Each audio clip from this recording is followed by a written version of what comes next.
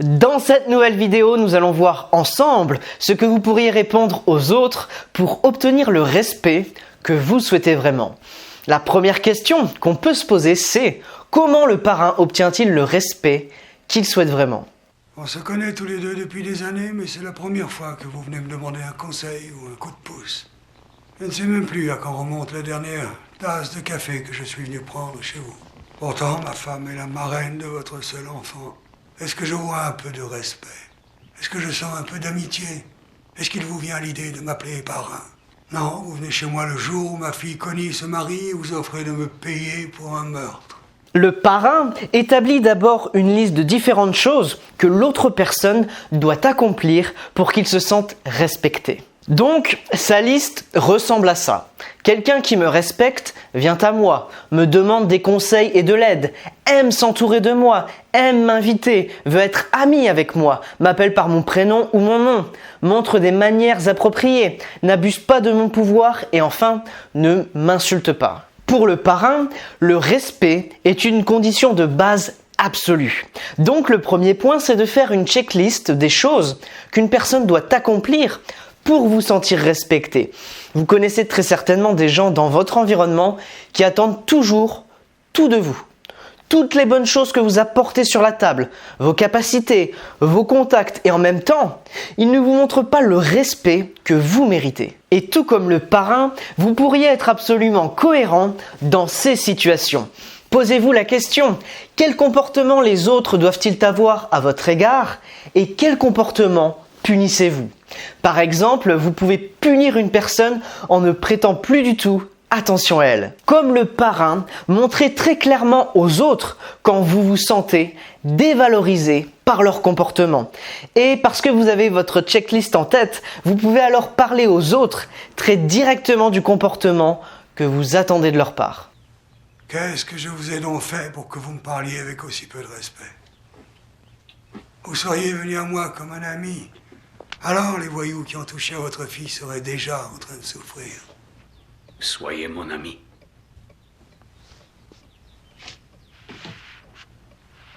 Parrain. Un jour, mais ce jour ne viendra peut-être jamais, je vous demanderai de faire quelque chose pour moi. Et en attendant ce jour, je vous offre ce service en l'honneur du mariage de ma fille. On arrive donc au deuxième point. Pensez au respect sur le long terme, même dans vos décisions. Vous devez faire comprendre aux autres que l'on ne se comporte pas comme on veut avec vous. Que si on veut avoir une relation avec vous, il faut au moins vous montrer de l'estime et de l'attention. Et si vous vous constituez un réseau aussi vaste que le parrain, par exemple un cercle d'amis ou de bonnes relations dans votre profession, votre statut continuera de s'améliorer. Imaginons que vous êtes entouré de 10 bons amis. Qui irait vous traiter avec irrespect? Plus votre cercle est grand, plus le respect qui vous est témoigné est grand. Nous allons voir maintenant dans la scène suivante comment le parrain est-il à ce point respecté. Je regardais la cour comme un pauvre idiot. Et ces deux bandits, ils m'ont souri à moi. Alors j'ai dit à ma femme, pour la justice, il faut aller voir Don Corleone. Le parrain est quelqu'un qui peut résoudre les problèmes. Il ne refuse jamais la confrontation. Il est pour beaucoup la dernière option quand tout le reste échoue. Et les autres font appel à lui parce qu'ils savent qu'il tient toujours parole et qu'il sait prendre des décisions difficiles. Alors, un peu de franchise.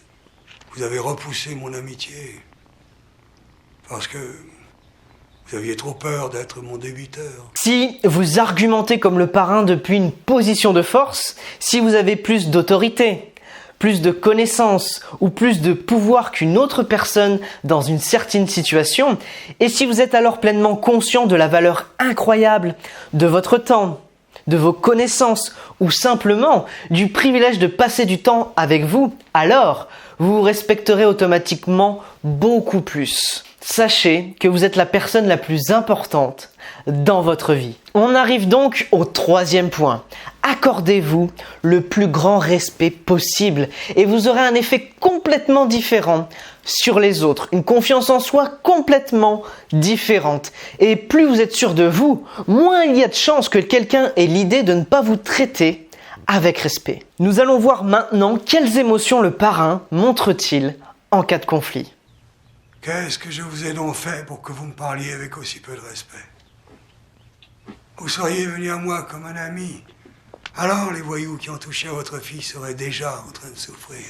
Même si vous exprimez votre déception, vous devez maintenir un grand niveau de contrôle émotionnel. C'est donc le 4e point. Le respect passe par la maîtrise de soi sur le plan émotionnel. Si vous pouvez immédiatement répondre au point de vue de l'autre personne et lui faire à nouveau une offre constructive, vous gagnerez naturellement un niveau de respect beaucoup plus élevé parce que vous êtes en plein contrôle et que vous appréciez les autres. Non, vous venez chez moi le jour où ma fille Connie se marie et vous offrez de me payer pour un meurtre.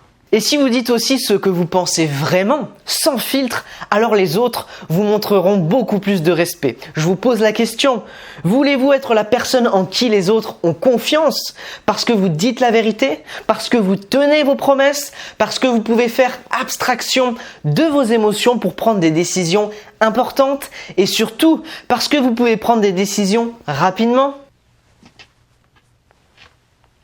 Non, ça je ne peux pas. Soyez mon ami.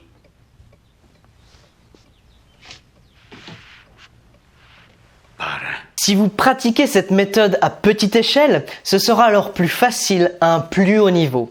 Et les autres vous respecteront pour avoir avancé et pris des décisions. Vous souvenez-vous d'un moment où on vous a demandé de faire une présentation, de dire quelques mots en public, de répondre à une question ou de parler d'un sujet mais les bons mots ne découlent pas rapidement?